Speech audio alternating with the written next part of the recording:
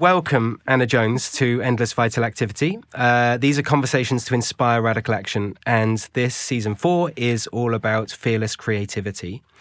And we've been trying to set this up for quite a while, so I'm over the moon to actually be here with you today. Oh, I'm thrilled. I'm thrilled to be here. It's lovely to have a conversation with you and, to be sharing this. Yeah. So Anna Jones is a chef, a best-selling writer, a stylist, an author, and a columnist. Anna is also a neighbour of mine. We live very close to each other in Hackney. And your Johnny, your husband, comes to our sunrise gatherings. I haven't seen you there, though, funnily enough. Well, I'm holding the baby.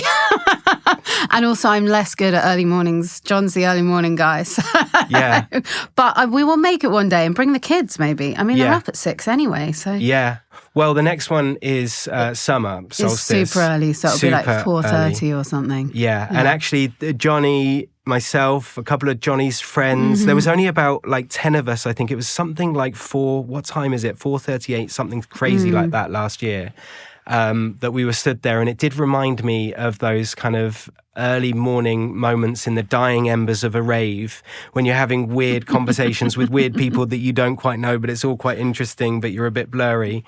And Johnny's actually been quite a stalwart on those sunrise gatherings. Yeah, so. He loves them, and there is something about that, isn't there? That when you're up and out and around people at a time when you wouldn't be. I mean, I think a lot of the usual kind of parameters of, society and communication are not there if you're standing in a field with 10 people at 4:30 in the morning. So, yeah.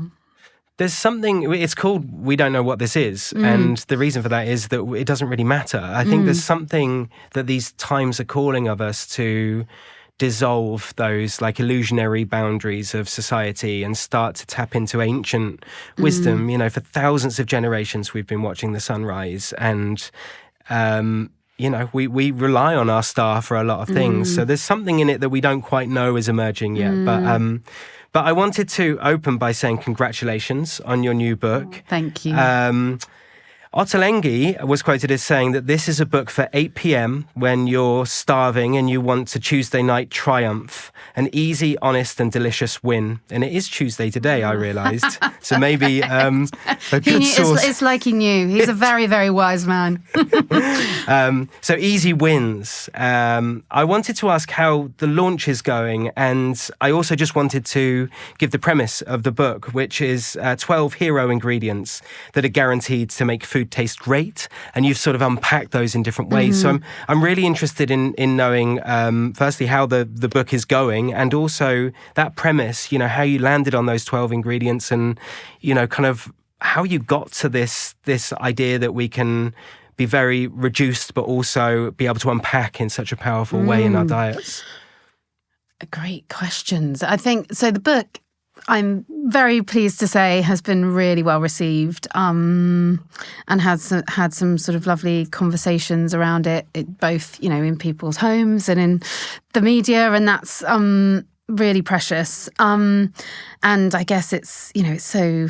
We have these parameters that we judge things by, don't we? And I'm grateful and, feel proud that it's, the books, it was number 1 on the Sunday Times bestseller, and it's been sort of up there on all the lists, which, are very important to publishers and stuff like that. And I guess that means, obviously, that it is in people's homes, it is in people's hands, and that people are using those recipes to make food for the people that they love. And that piece of it is what the magic is for me. As a sort of little girl who used to do cooking shows to the sort of pot plants in my mum and dad's house, like it does feel like real life magic to me that these ideas that I have in my kitchen are then transferred to other people's homes, and they cook them for the people that they care about. And that there is something in that. This food that we're putting in our mouths, it's turning into the bodies that we walk around with. And so, what an enormous privilege to have any part of that. And of course, the food that these people make, these wonderful cooks and readers make, it's not my food. As soon as they, open the book and chop an onion, that becomes their recipe, their food, their act of love and act of nourishment to the people around them. So, that is just magic to me. And so the fact that that is happening will never cease to completely amaze and astound me. So, it's lovely to have it out in the world, because I'm sure it's similar to the work you do. You work so intensively behind the scenes, and you put everything into this, and you make something that you feel really proud of. But you never know. You never know how it's going to be received and if it's going to sort of connect with people. So when it does, it's a really, really magical feeling.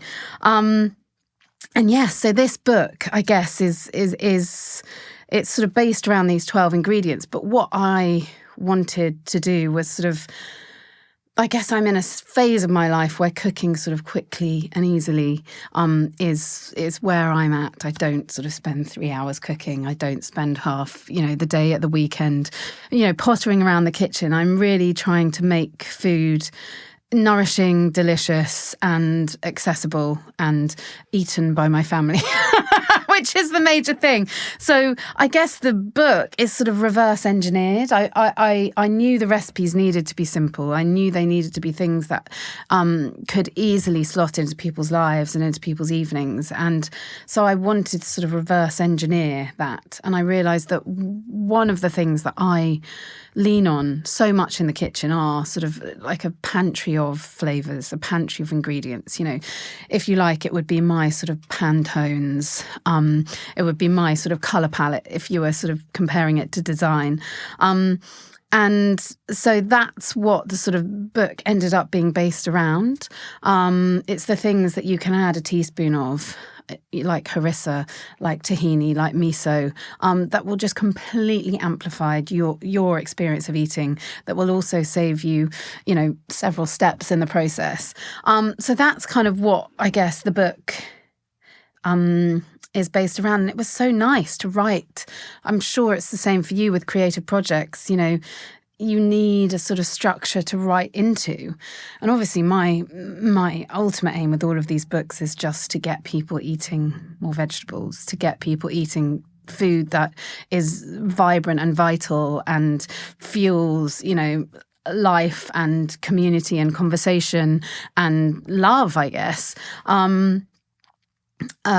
But it's, each book has sort of been a sort of fine-tuned way of getting that to happen. And this book feels, and I think that's what people have really connected with it. I think when you simplify things, I think it really chimes. Well, I'm sure you have that experience with lots of the work you do too. Yeah, I think reducing, there's this kind of mantra of reduce to the maximum. Isn't it Einstein that said, if you can't explain it to a 7-year-old child, you haven't finished it yet? Yeah. And I think there is something about like reduction and simplicity, but I think there's more than that. I suppose when I think of it in relevance to what we do, I've long thought that the things we create carry with them a kind of frequency that translate. When we experience a piece of art, we don't just feel the kind of colours or the texture of the experience. I think we experience the mind that created the thing. And I think we whether we're aware of it or not, I think we're all picking up a lot more information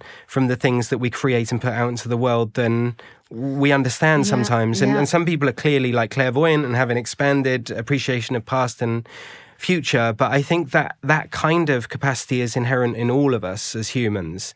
And I wanted to ask you, well, first of all, a slightly sort of weird admission that when I'm cooking your dishes, I pretend I'm you. I know that's a weird thing, but I'm Anna Jones. I'm chopping up, and it was interesting to hear you say that you used to like perform for the plant pots. I suppose I pretend I'm doing a cooking show sometimes, which is a bit weird. I don't just do it like with you. I do it. I've all the way through my life been inspired by certain rock stars that would give me the confidence to go out and do stuff. And it strikes me that people who put themselves out into the world as channels of the work that they're producing, there's a fearless kind of creativity that has to go along with that. And I wonder about your relationship, because when I'm pretending to be you, it's not the you that I know personally, it's the persona of you. So what is your relationship with the persona of Anna Jones, and how you use that in order to be able to get more people kind of galvanized? Yeah, that's a really interesting question. Actually, not something I guess I've given an enormous amount of thought to, because I really don't feel that much separation from the persona, right? I mean, there are occasions when I do, and there are occasions where I have to sort of like, I don't know, be on TV or go and perform here or there, and there is definitely a more shall I say polished version of myself that comes out. But yeah, I guess maybe what I represent for some people is hopefully a reliability, and hopefully a way of what I've always wanted to do is sort of encourage change through positive action, through setting an example, and not through sort of rhetoric or lecturing, because to me that is how I respond well to change and to things. So I think for me it's sort of it's that kind of action. I think my persona for some people represents that. It represents a kind of, hopefully that's why I called this book Easy Wins, because I want people to, in this world that feels sometimes overwhelming and a lot, I feel like it's these moments of sort of quiet, radical change and moments of sort of repetitive change that add up to something really quite powerful. And so that's what I hope I kind of can use this persona to do, to be, I guess, a positive voice, a positive example that is asking and offering people a way to eat sustainably, a way to create community, a way to show love and affection, and a way to make repeated incremental change that really adds up. Absolutely. And you do just that. I think we have both attended Do Lectures in the west of Wales that is founded by David Hyatt, and I remember the year you went as a voice, one of the special people. I went as an audience, but I mean they're very, very special events. And when I went, actually, you were referenced in opening in the chicken sheds, like when David was talking about the magic. He said, "I can't put my finger on it. I don't know what it is that makes these things special. I just know that they are." But he referenced something that you said. This may not be the exact quote, but I think in your talk you said something like, "Every bite of food is a vote for the type of world in which we wish to live." Yeah. And there's something in that that's very empowering for me. It doesn't feel like yours is a moral argument at all. It's just an empowering argument, as not even an argument, it's inspiration to recognize the actions that we take on a daily basis. We're consuming 2-3 meals a day, and they build up, as you say, 8 billion people on aggregate. Like, wow, look at the change that we can make through how we're responding to that. So I wanted to thank you for like the inspiration, I suppose, that you bring into the world. And I'd love to unpack that, like where you think that the change, where you're seeing the change coming, or where you hope the change is coming from. Oh yeah, I think that is a really powerful way of kind of looking at food. I think the more kind of, I think putting morals on food is always a scary place to be, yes, and not something I love to do. But thinking of food and every pound we spend on food or every bite of food we take as a vote, I think is a really, really useful way of thinking about food and of looking at, the food system. And so I really try to think of that with every food moment and every drink moment that I make. And of course, sometimes I forget my coffee cup, and, I do decide, I do use a, plastic covered paper cup or whatever. None of us are perfect, but I think if we're constantly thinking as we're shopping and as we're buying food as what is the bigger picture here, what am I voting for, I feel like that is a really useful sort of way of of looking at the world and of looking at sort of the community around food and the societies that we want to create. And I think there is a lot of really, really interesting and deeply inspirational change happening.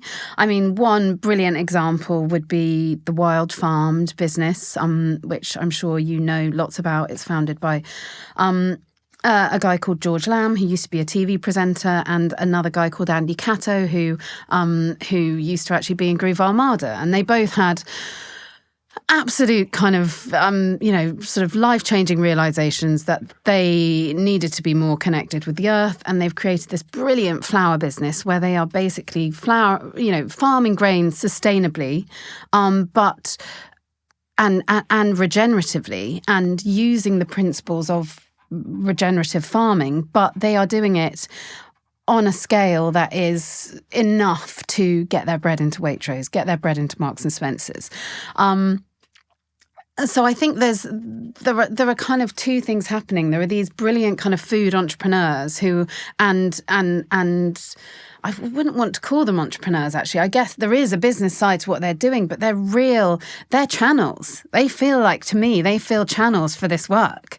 When I speak to George about it, there is just an absolute clarity in his mission and in what he needs to do. And so I guess there are people like that, but then also there are these amazing farmers who are changing things. And I think we're in this country, we're at the very beginning of going backwards. And, there are these brilliant farmers, mostly young farmers, but also some farmers who have been, in farming families for years and are actually, taking the chemicals out of their crops and are going back to sort of regenerative processes. But it feels like the beginning of that, especially here. And it feels like we are, at the moment, all of that food is out of the price range of almost everyone, apart from, crazy, foodie people like maybe you or I who, are prepared to spend a chunk of their earnings on food. But it's really out of reach for most people. So, but that doesn't make it feel sort of less exciting. I feel like those farmers are doing this very, very important job where they are working with the land, where they are communicating with the land, where they are creating this sort of vibration that is going to be built upon. And then there's people like George and Andy from Wild Farmed who are sort of coming in at it from another angle, kind of fast forwarding that process. And so I feel like there's a lot of exciting stuff happening. But I felt and we touched on this a little while ago, I felt really, really excited during the pandemic because I felt like there was a real moment where people were, with the scarcity that happened, with us not being able to get eggs and flour, it felt like there was a time where we were really, really reconnecting with where our food was coming from and really reconnecting with how much of a miracle a bag of flour landing on our doorstep actually is. And really reconnecting with the process of that. There was so much in the press about the people who, come and pick our food and, process our food and make our food. And so it felt like a real sort of moment of awakening, actually, then, especially around food for me. And I do feel like, we have sort of, as life has returned and, I guess business has returned and we've all sort of, in some senses, even though we were all very separate then, in some senses to me, there felt like there was less separation because we were all doing the same thing. But I feel like that is there. I feel like we, as everyone who had sort of a realization like that now exists inside them somewhere. Yeah. And it's just about how we bring that back to the surface, I think. Yeah. Exactly. It is this mycelium network of things that have been germinating, during and post pandemic. It gives me great hope. I always wonder where like meetings like George and Andy actually happen. And, because Dale Vince, for example, who I've been fascinated by as an entrepreneur, he founded Ecotricity Yes. and owns Forest Green Rovers, the world's only vegan football team, I believe. Amazing, yeah. Kind of amazing. And he employed a creative director, who's Robert Dalnaja from Massive Attack, so for his football team. And I was like, as a creative director, or I have been a creative director, it's like, do football teams have creative directors, and especially really freaking cool ones like that? And obviously Dale Vince is a visionary, but I wondered how on earth they'd met and like how they even got that idea. And apparently there was a white paper that was looking at the carbon footprint of the music industry a number of years ago, and it was headed up by Radiohead, Massive Attack, and Dale Vince contributed to that white paper. And it was during that they got together and started to think about how the vehicle almost of a football team that speaks, it's an everyman sport and speaks to masses, how that can be used to be able to kind of galvanize conversation, I suppose, or inspire conversation. So it's happening all around us all of the time, and I think you can lose sight of that sometimes because of the mainstream kind of narrative that doesn't feel like, well, we focus on the bad things that are happening, I suppose. And this idea on voting with our actions, voting with our food, voting with the kinds of decisions we make, I wondered how that sits with you in terms of relationship to the real world of politics, I suppose, that's going on. Are you, because Dale Vince actually does consult, I think, with the government, and are you connected with real world governments? You shared before our conversation today that you'd actually considered being a politician, and I'm meeting more and more people that are saying that to me, and people I don't expect to say that to me, and I wish you were a politician, but in some ways you are, I suppose. But are you connected with the real world of politics? I guess I'm not sort of overtly connected, no. And when I wanted to be a politician, that was a very long time ago. I think that was when I was like 14 or 15. And I think I had definitely a rose-tinted view of what the world of politics would be like. And I mean, I know that there are plenty of people, I think, who wish to be politicians at that time and wish to make change. And then, as the more you learn about our political system, the less you sort of want to be involved in it. So, let's hope that changes soon. But so I'm not really overtly involved in sort of I guess, with relationships with anyone in politics, but I am involved in organisations which I guess kind of work with food and work with different sort of pressure groups, essentially. I worked for a long time for Jamie Oliver. And so who I believe is absolutely a visionary and absolutely is sort of a channel for the work that he is doing. And I know he gets a sort of terrible write-up in a lot of the media. I pretend I'm Jamie as well sometimes when I'm cooking his dishes. Well, we all do, don't we? We all do. I mean, he's quite easy to impersonate. So, but he, I think he sort of lit a fire in me, seeing the way that he sort of knew in his bones what an important way into the conversation food is. Because food breaks down boundaries. Everyone is happy to sort of talk about food. Everyone is happy to sit around a table and, have a meal. Food is something that we all have in common. And I think so food can often be a really brilliant sort of route into more difficult conversations. And I think, Jamie has been so good at doing that on all the levels that he's doing now. And I know what he has done now is really, really smart. He's actually taken himself out of the equation and he's started this organisation called Bite Back. And he has put the power in the hands of our youth, of our 15, 16, 17, 18-year-olds. And he has like a sort of youth panel and, the work that he does and his books funds this organisation. So I think so often he is sort of, vilified by the media as sort of this kind of rich guy telling people, what to eat. And all the time there is this sort of work going on, this very egoless work going on sort of under the surface. So I'm involved, I guess, in that a bit. I'm also involved in some other I guess change-making organisations. One of them is an organisation called Taste Ed, which it sounds nuanced, but it's actually about re-educating our palates and teaching children's palates to be open from the get-go, because I think so many of the decisions we make around food and in our life in general are made based on the sort of parameters that we have been set for us, either by our parents, either by our schools, either by our societies.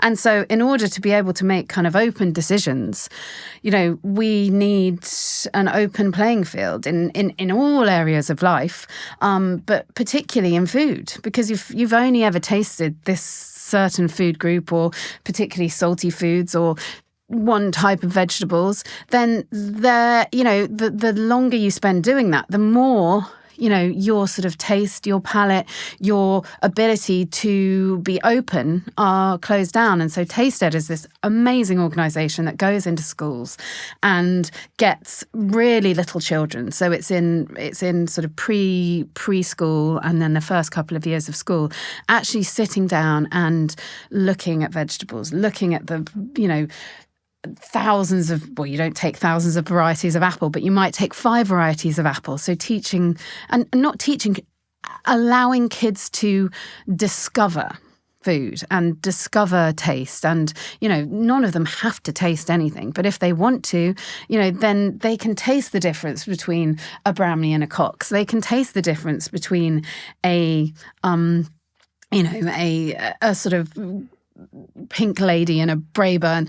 And it sounds sort of foodie and niche, but actually it's really, it's where those farmers are. It's those connections. It's those, it's that sort of basis of food knowledge that we've lost, and that sort of ability to be open that we've lost in food a bit, I think, and especially lots of our children have lost. So whilst I don't feel like I'm involved in sort of anything political, it feels like these organisations are the organisations that are making change. Yeah, maybe the organisations of the future. And that does give me hope, all these alternative kind of pockets of activity that are going on in different places. When they start to cluster and form networks, it feels like there's alliances being forged all over the place at the moment. I'm seeing it everywhere. And I suppose that's where the scale may come from, when they actually start to network. Connect, I think, exactly. We, a previous recent guest, Joost Barker, who I interviewed when I was actually over in Australia late last year, collaborated on Silo here in London, the zero waste restaurant down. Brilliant. Pretty with incredible. Doug. It's unbelievable. Doug I went to a miso workshop with him recently, and it absolutely blew my mind. I felt like I was in some kind of psychedelic situation. He's just unbelievable. Yeah, Doug is psychedelic. Yeah, you don't need to take anything. You just stand with that man. He's fascinating. Actually, when I went there recently, he... So for those who don't know, it's a zero waste restaurant. And actually, I think they've been open for 7 years. And the 7 years of waste he's actually compressed into a cube about, I'm holding it in front of me. It's like the 6 size inches. of a brick, essentially. It's just incredible. Smaller than a sort of London brick, essentially. And that's on the odd occasion that they've received like a plastic bag from a supplier incorrectly or something like that. They've put it all into this block. But everything else, from the wine bottles that are like crushed down and powdered and made into the pottery. But he came over to our table because obviously Joost had introduced us. And he said, would you like to see something special? And I said, yes. And he took me to this weird cabinet out the back. I don't know if you got to see that.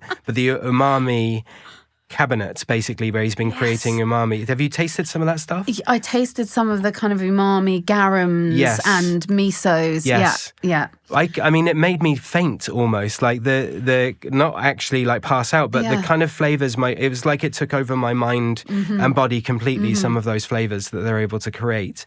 But of course, the subtlety of those flavors when food is really well grown. Like even my kids last year, we had cucumbers in the garden and they couldn't believe the taste of the cucumbers. They all loved them, but they don't eat cucumbers from the supermarket very often.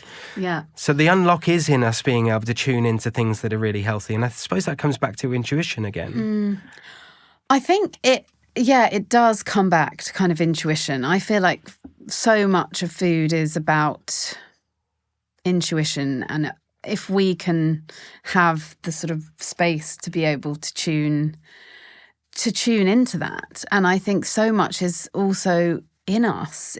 There is like this ancient knowledge and knowing, and quite often I come across people that say, "Oh, I can't cook," but that's like saying, I can't walk or I can't breathe. It's there. It exists in us, I believe, anyway. And it's just sort of, it's what's happened is we haven't had the learning. We haven't, we learn to walk by copying. And I know that now because my little 1-year-old is just learning to walk. Yeah. And he's copying me. He's copying John. He's copying his brother.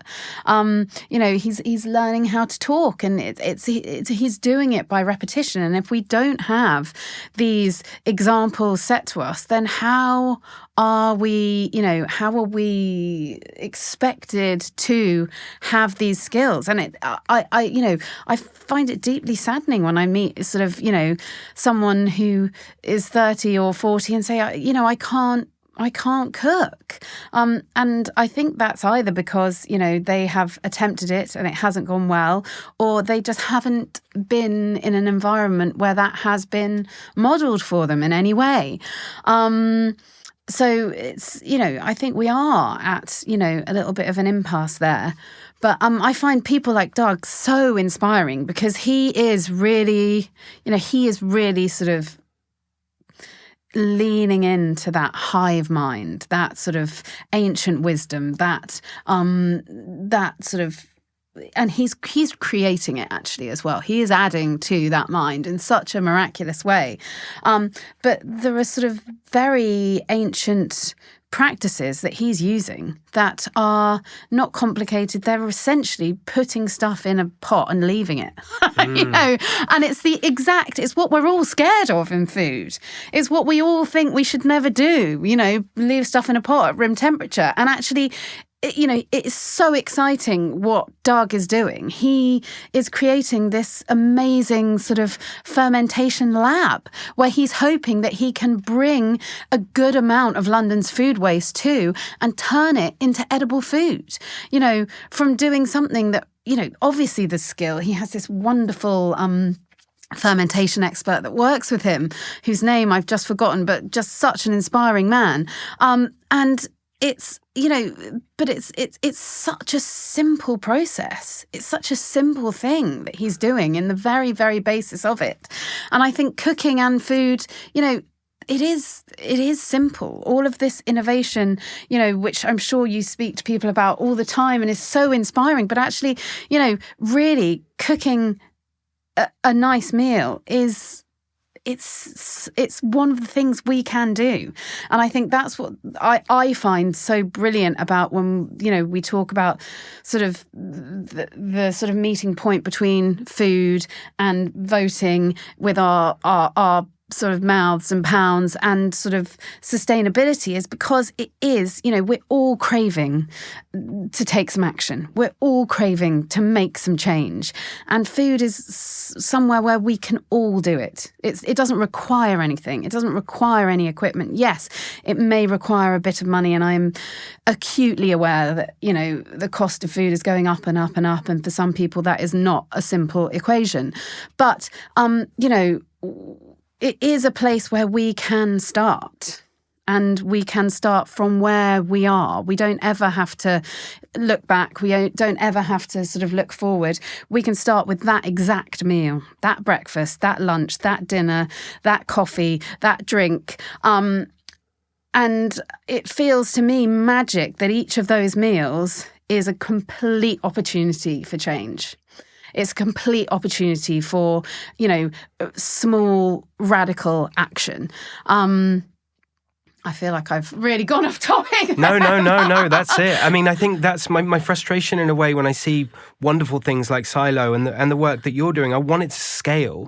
Like I want it to scale, and I want to scale quickly. But maybe that's my my kind of entrepreneurial mind or something wanting, like, I think it is scaling because we are in like tapping into hive mind and recognizing what these times are calling of us. It's changed. Like, we need to change ourselves, and if we change ourselves individually, then it happens en masse. Where are you seeing that change? Like, what gives you hope for the future? Well, I think I'm definitely a glass half full person. So I like, I feel like I see sort of a lot of hope around me. I mean, sessions where I've been into schools and seen the reaction of young kids to something as simple as, snapping a stick of celery or sniffing a cinnamon stick, and the sort of completely sensory, visceral reaction and the excitement they have for food.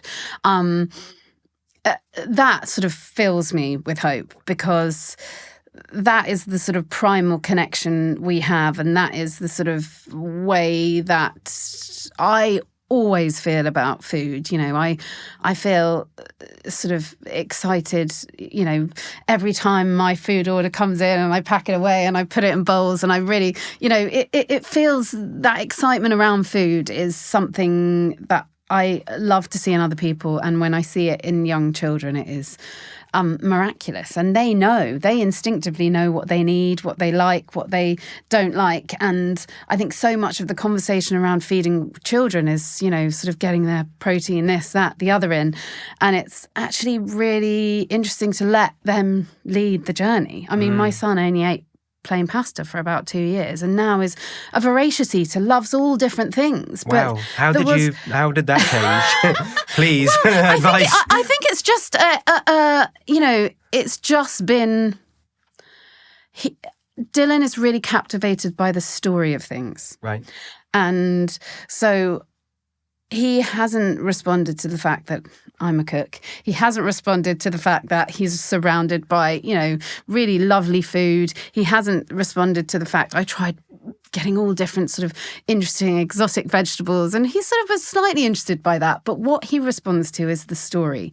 And so when he has become, as young children do, really captivated by a certain thing, whether it was, for a while he loved this Lego called Ninjago. And so we then cooked the food that I would imagine was eaten in kind of Japanese temples. And so he went from eating nothing to eating all this, eating gyozas, eating sushi, eating miso soup, because he could imagine the world and he could imagine the kind of connections around it. And that's why I think the taste ed work is so interesting, because it's really telling the story. It's really telling the story of what an apple is, why it's red, why it's blue.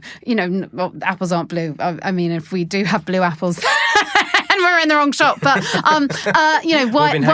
Yeah, exactly. Why it's red, why it's green, where it's come from, why it's bronzed. Why it tastes like this. What is the texture of this? And so I think there is. That storytelling in food that is so important. Yeah. What else gives me hope? I think seeing these kind of pioneers of food and farming, I think, really give me hope from, the people who are, I've got a wonderful friend down in Cornwall who just, has a farm called One Field Farm, and she farms this one very small field with so much dedication, love, integrity, and she is just making her change to that field. Mm-hmm. That gives me kind of enormous hope. And then seeing the entrepreneurs like, George and Andy, who are, they're farming their field, but it's on a completely different scale. So that really gives me hope. I think as well, I think there is a sort of leaning into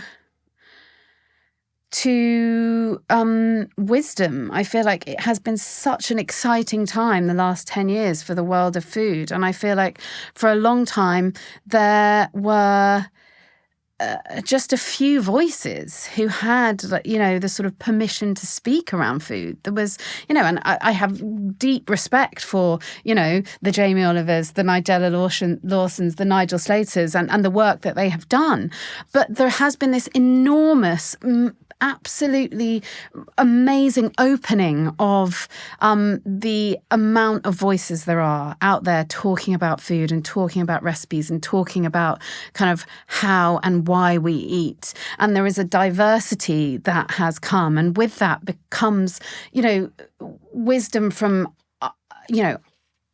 lots and lots and lots of different cultures. And I find that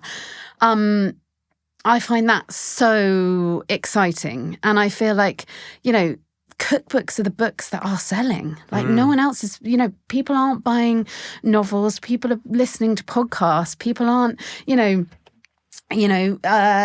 buying crime books. They're watching box sets. But the thing that people are still buying and they are still physically doing is cooking. And I know that's because it's a physical need and it's something that we all have to do 3 times a day. But how exciting is that? How exciting is there's this one piece that we can't, obviously there are ways of automating it, but we can't completely automate our cooking. Of course, we can go to a restaurant. John, my husband's been in Korea where he served food by robots, etc. So there are levels of doing it, but we can't do that every day. Even the most, sort of cooking, reluctant to cook person will still need to at least turn an oven on and put something in there. So it's the one thing I feel like we really can't completely automate. Yeah. And I love that. Yeah. I love it too. And the connective ability of it. The research around blue zones, and It's often not actually the food, it's the way that the food is consumed. Yeah. It's in addition, so it's the fact that you do it in community or in family that actually makes the consumption of it so much healthier for you, which I think is a really interesting thing. And you mentioned that Dylan liked Ninjago Lego, and actually I've been thinking, obviously, from a brand perspective, Lego is quite interesting because when you go to their store, as I have to every now and again in Westfield in Stratford, but that they have nailed dwell time in their store because you can't get my kids out of there. They won't come to lunch. Actually, the average dwell time in a store in Westfield must be like 15 minutes, 20 minutes, something like that. You could happily spend 3 hours in there. And I think it's because of they've kind of, I think through the kinds of brand association they have, things like Ninjago, but actually if you look at the partnerships they've got with things like McLaren, Nintendo, Neom I saw in there the other day, these are like, they unlock an intergenerational prism where I could have taken David Johnston the first, my dad, my kids and me, and probably all had fun in there.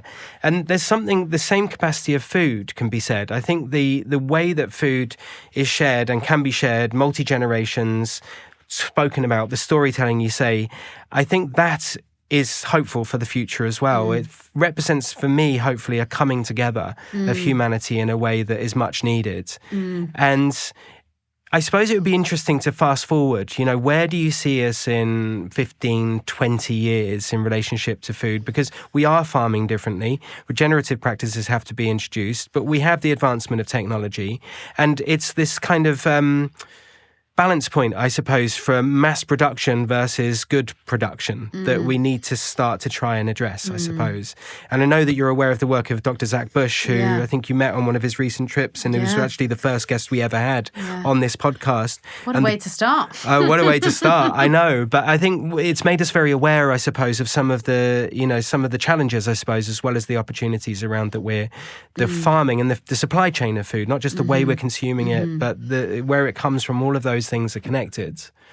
Yeah, I think, well, there's so much to say there, I think. But I am really excited by the sort of, regenerative was a word that had, 5 or 6 years ago was also almost never heard outside of sort of, some of my friends who sort of work on organic farms.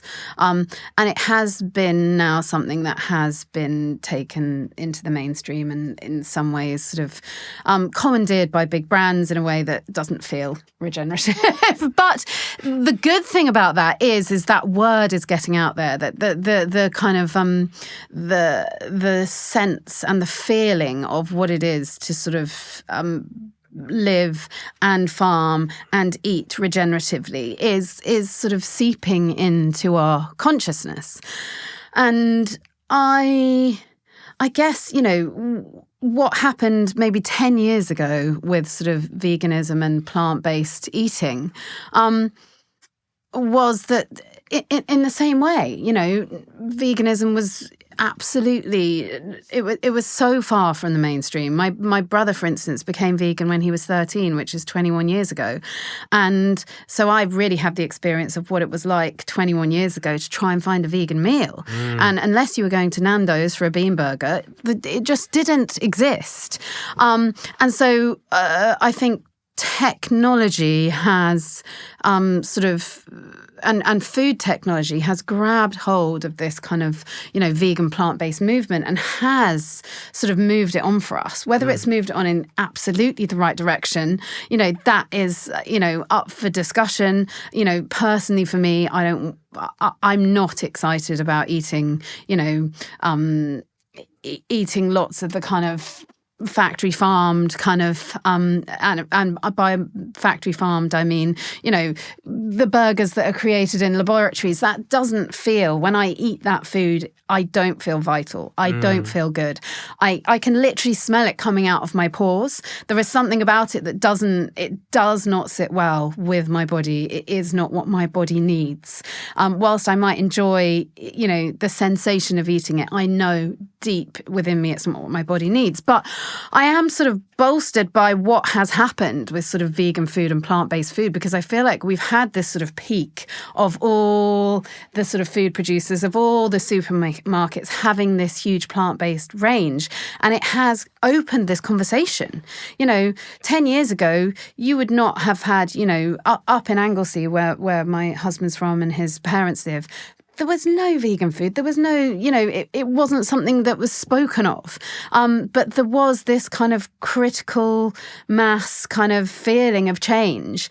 And I do feel like we're turning, not the tide's turning back, but I feel like there is sort of an equilibrium that is sort of forming and things are being redressed. So people aren't necessarily eating, the supermarket's vegan burgers, but they are open and aware to the fact that we need to eat less meat, we need to eat less dairy, and families that never would have considered doing that are open to that now. And I feel like that's sort of where we are with regenerative. I feel like we're in that moment where the word is being commandeered and it is being put on packaging of things that perhaps aren't completely regenerative. But I feel like that process sometimes needs to happen, and we need to reach that sort of point. And then, we resettle to an equilibrium. And so I really hope that, that knowledge encourages people to buy and to know what regenerative is. And I hope with the help of these brilliant sort of food pioneers that we can work on a way of farming regeneratively, at scale. Yeah. Yeah, fingers crossed. It seems to be happening. I think the aspiration of the Farmer's Footprint, which is the Dr. Zach Bush initiative, is huge. Millions and millions of acres of regenerative farm and reconditioning of soil and, a cancelling of glyphosate. It seems to be happening, doesn't it? It does seem to be happening. And but I think that is one of the things, part of our conversation earlier was about kind of not living from a place of fear. And I feel like so many of the facts about soil, about, factory farming, about sustainability are just really absolutely fearful. And I think one of those facts is that if we leave our soil the way it is, I think we have 60 harvest left. That's 60 years. That's when our children will still be alive. Touch everything. But so it's really, it's not something that is going to be beyond the lifetime of people who are living in the world now. And so whilst I think there is a part of the work I do feels like it needs to be, because it's food, it needs to be, divorced a little bit from the sort of moral arguments. There is also this urgency, and I think that's where I sort of find it difficult to work out how strong to be when I put my point across, because I think Zach Bush does it brilliantly, actually, because he is really focusing on the farmers. He is focusing on the solution rather than the problem. But sometimes when you say, when these facts are said out loud, they are really petrifying. And I understand why people turn away from them. Yeah. I think when you see the diagram of all living things on the planet and you see what percentage of that is made up of livestock, it's kind of crazy, right? And we wouldn't have eaten meat in the same way, in generations of the past. We might have celebrated, every few months. The hunter-gatherers, there's a lot of, kind of evidence to show that they might have once a month or once a quarter, in fact, in line with the sun cycles for the most part and the stars. They would have celebrated certain points through the year, but it certainly wouldn't have been every single day. And I think that regenerative word is very powerful when you start to think about what it really means. It's basically putting more into the world than you take out. And it has been applied to everything. Regenerative brands is even a thing now that's being coined. But actually, as a human, what better way to live your life than hopefully contributing more to the world than you're taking out of it? And I think when you start to have that mindset, then it can apply to so many different things. And the idea that we would base so much of our food on kind of farming an animal that seems to be very inefficient in the way that it's produced, and even that word product, it's not, I've never been comfortable with that in relation to animals. It's not you produce, like, this is something different to that. I'm also not comfortable with the word brand, in fact, because it relates to fire-burning cattle. There's no way around the etymology of that. I've never thought of that, actually. It's quite shocking. Or worse, fire-burning humans. This is why we used to have brands. And when you then do the thought exercise of what it means to wear a brand, it kind of is a bit weird, really. What are you actually doing there? Are you owned by the organisation that you're representing? You're certainly advertising it in some ways. And I think all of these things are starting to reveal themselves to us. The stories of the past that aren't that helpful, but the stories of the future that Dylan connects with and, future generations with. I think Zach's great at telling those stories, and it's on us, all of us, I think, with some form of opportunity to tell the stories of a world that we want to live in the future.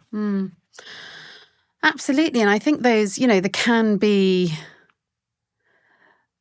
people who try and sort of pick holes in those stories. And I think one of the big arguments that I have come up against when I sort of am suggesting, a vegetable-led, plant-based, vegetarian, vegan, whatever you want to call it, way of life, is that, and at the same time being an advocate of kind of regenerative farming, is this idea that animals are required for regenerative farming, which, in a sense they are, to sort of turn the land, their kind of, manure is used for fertilization.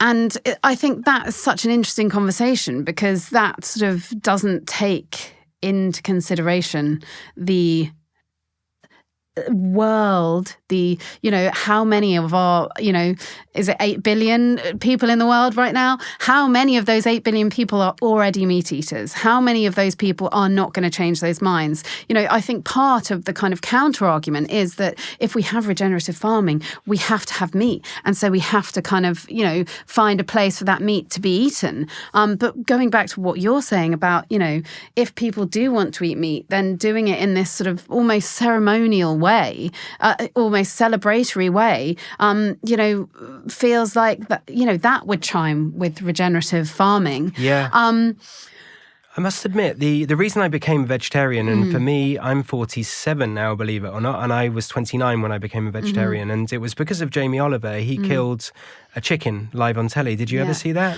He slit its neck. And it was at that moment, I remember being at a friend's house in Bethnal Green, and I had a physical response. I had to get up and leave the room. It was they'd sedated the chicken. He cut the neck. It bled out.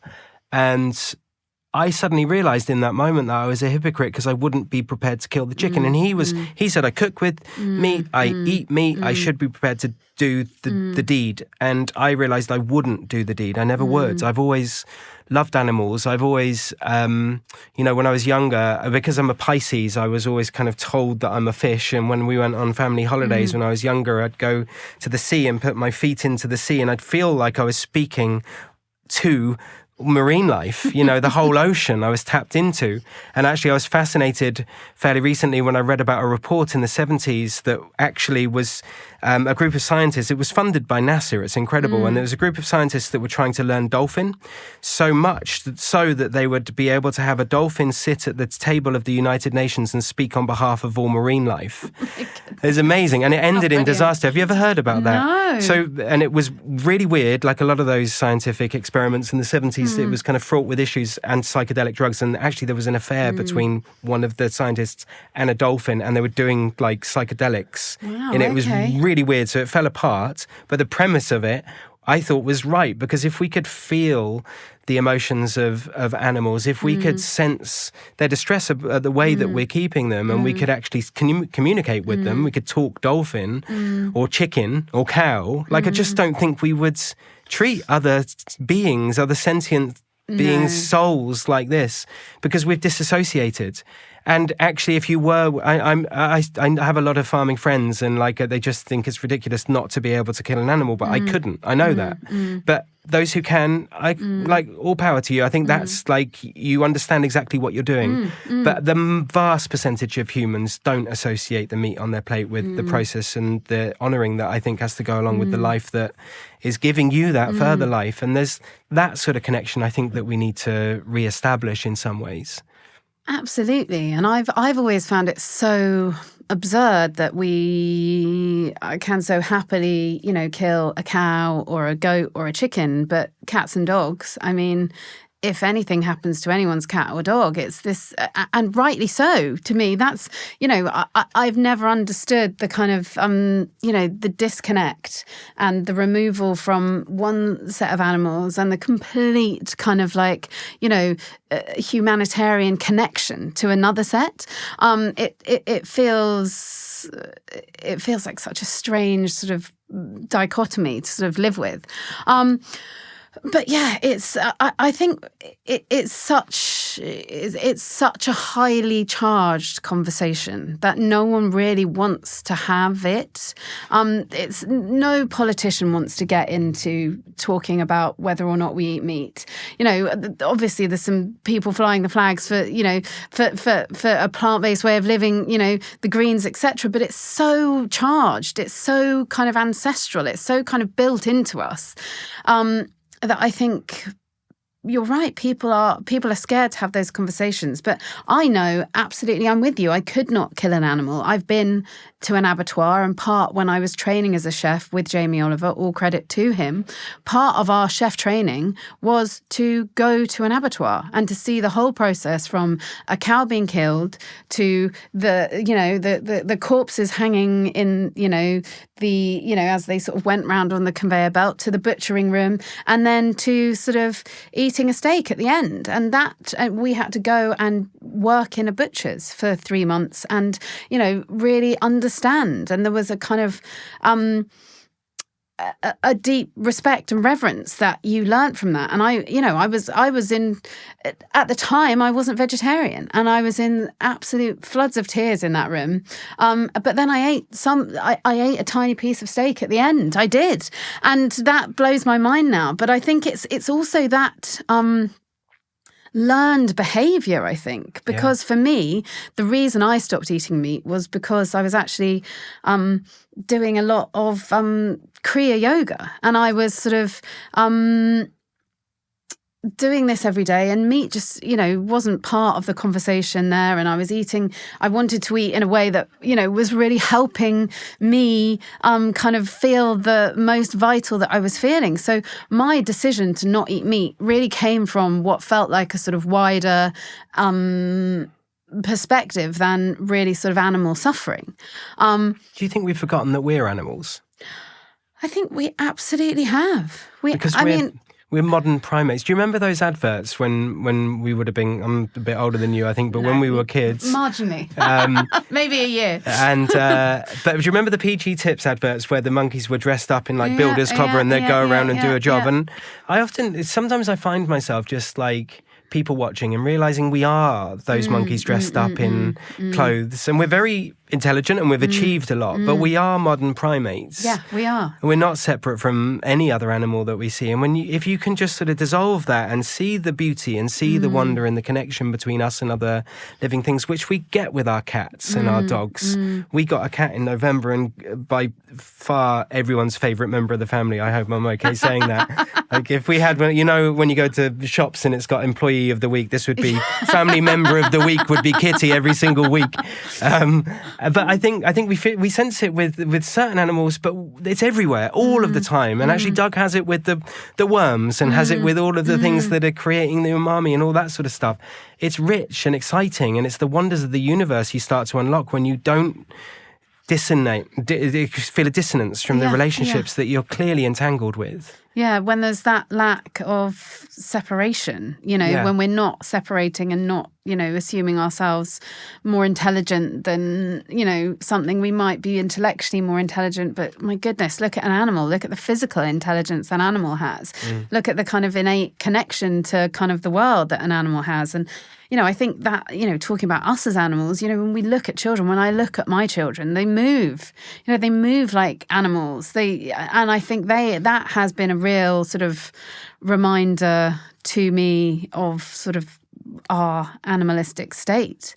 And actually, I find something so grounding about that. When we sort of just view ourselves as an animal, all of these things which are sort of modern day stressors, kind of there is something really grounding and calming to me about that, of just being like, I am an animal. It's another thing that I find really grounding and calming is to imagine, when I feel like things are overwhelming, I just sort of zoom out and I imagine my body on the earth, then I imagine the earth in space, then I imagine the earth in the solar system, then I imagine the solar system in the sort of, metric of millions of solar systems around it. And there is something that is so egoless about that. And there's something quite sort of, egoless in a way of just, we're just an animal. And there's something, I know it probably isn't calming for everyone, but there's something I find deeply calming about that. Yeah. Wow. Thank you for just taking us on that journey.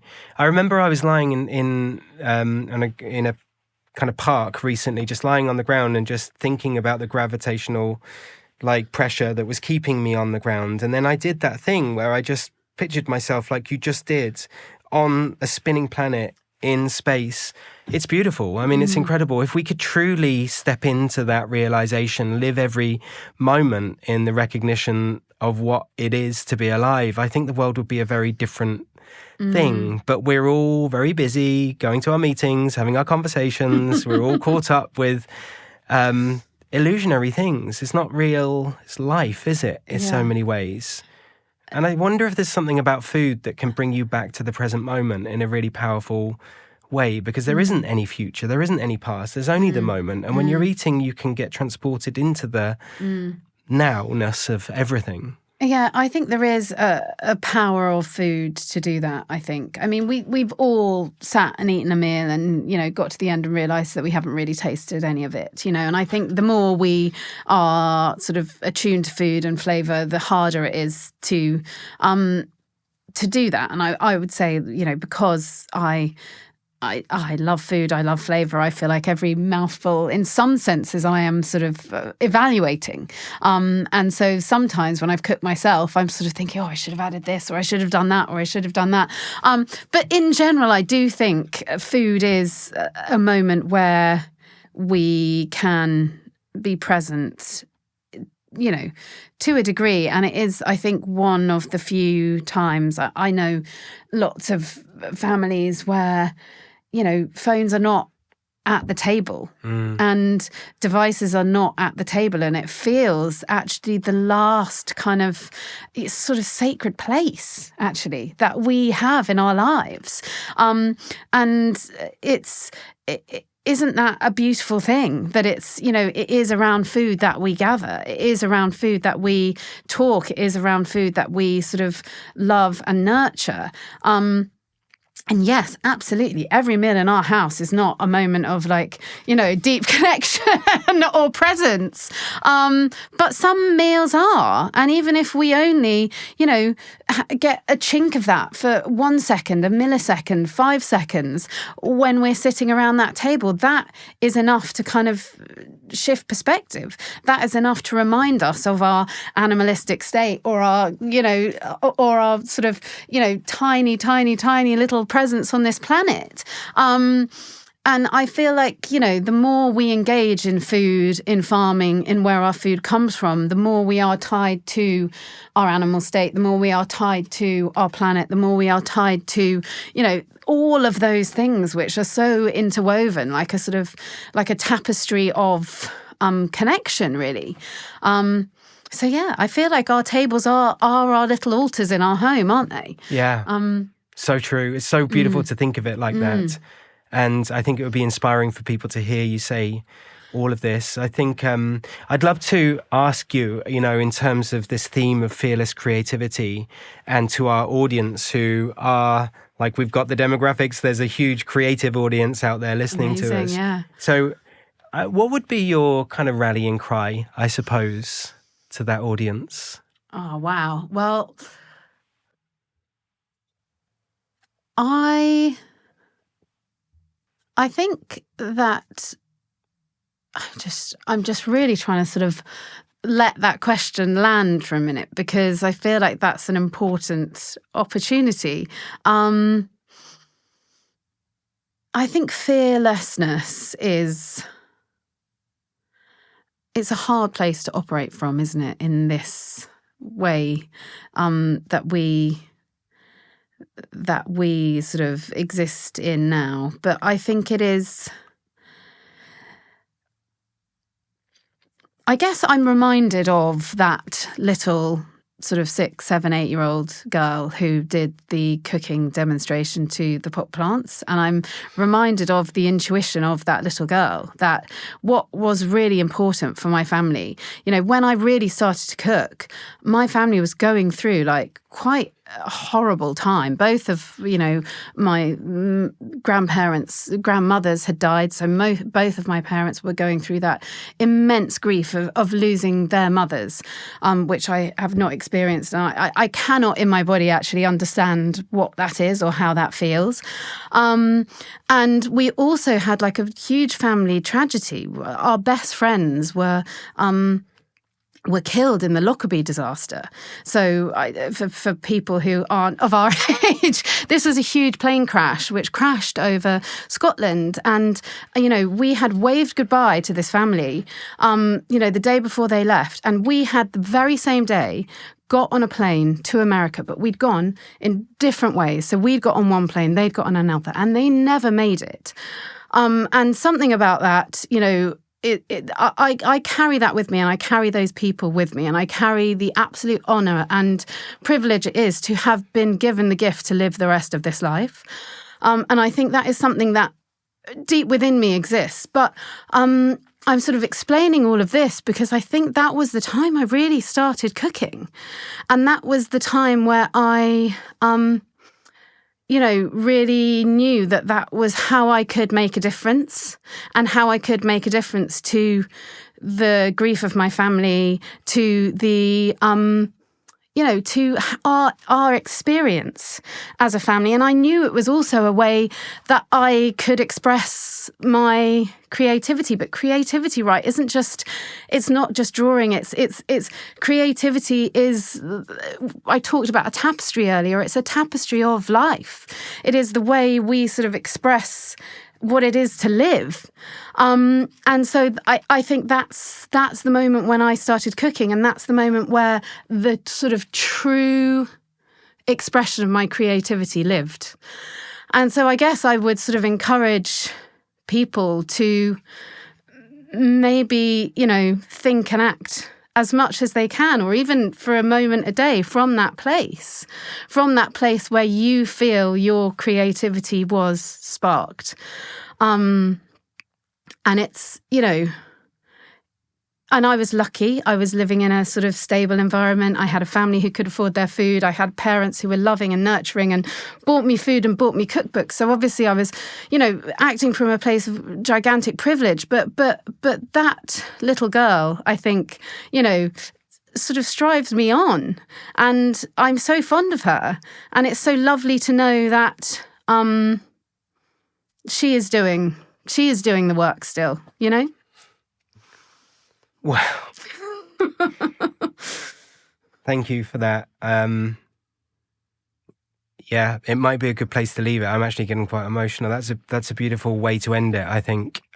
We know so much as children, don't we? Mm-hmm. We know so much, and I think the healing capacity of what we do as creators, like what you're healing through cooking in some ways, and the journey you've taken us on today, I think is very inspiring. Is there anybody that you'd like to dedicate this conversation to? Anyone or anything? Oh my goodness. I